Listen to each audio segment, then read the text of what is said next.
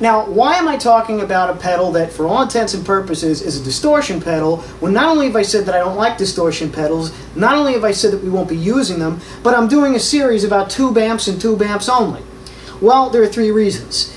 For me, the Tube Screamer is not a distortion pedal. It's a boost pedal. It doesn't really change your sound, it just gives you more of it. Number two, for that very reason, it is perfect with tube amps. By feeding it a hotter signal, we get hotter tube response. I mean, why do you think they call it a Tube Screamer? And finally, number three, it sounds f***ing great. Now, as far as I'm concerned, most Tube Screamers are great, but the TS-808 with the Robert Keeley mod is by far the best. To be fair, though, I haven't tried the hand-wired one yet, but since I don't want to tear up my pedal board, I'm going to use this TS-9 with the John Grimsley mod that I installed myself. It was my main Tube Screamer before I got the Keeley. I have used it in performance. Now, if you don't have a Tube Screamer, but you do have some type of similar pedal, you can use that instead. I actually have this. This is a modified Fab overdrive.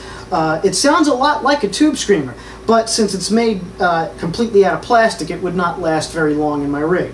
But if you have any kind of boost pedal that you want to use, by all means, go ahead. Just don't use a heavy distortion pedal, since it totally defeats the purpose of what we're about to do.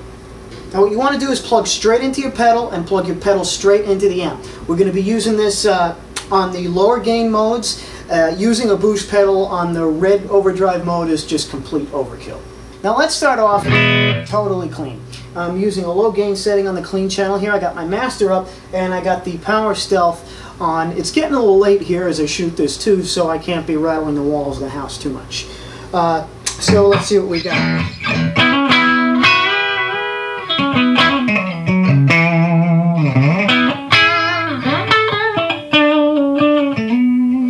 So this one happens when I kick on the Tube Screamer. I've got the gain level just high enough to bite a little bit. This is far from distortion, it's just a little bit of hit.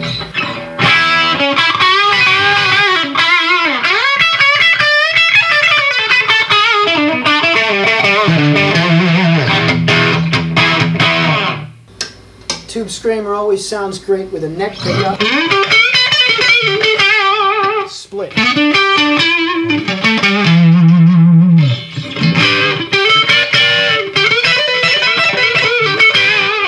Now, all a Tube Screamer does sound great even with a solid state amp. The beauty of running it through a tube amp is that by increasing the dry signal strength, we can cause light clipping on a clean signal that will sweeten up in the power tubes. If you play hard, you get some grit. But you can still...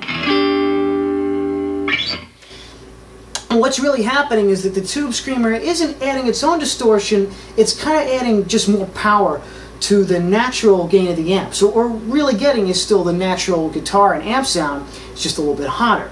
Now let's go orange now. Still got a low gain setting. Here it is without the Screamer.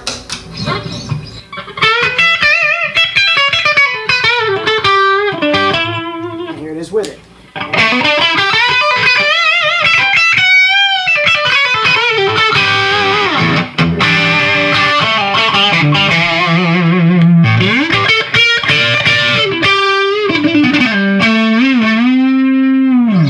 Has a lot of punch, since what we've got is a boosted, lightly clipped signal going into a warm preamp.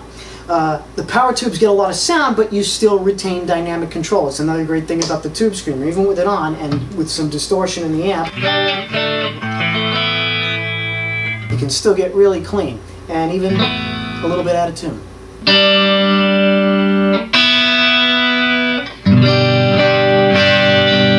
Okay, so let's go red now. Here it is without.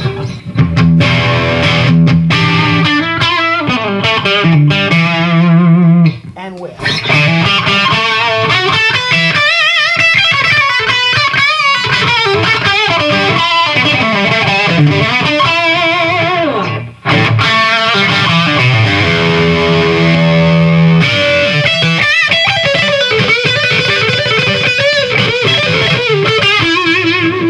Back it off just a little bit more here. A little more. I want to make this a little bit more subtle.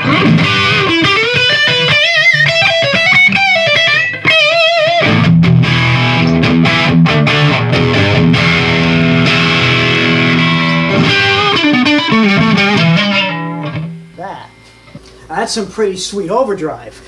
Certainly well below the limits of the channel gain, but this has a different, slightly brighter texture that I actually think sounds sweeter than the channel gain itself, and you can tweak it lightly with the tone knob on the Tube Screamer itself.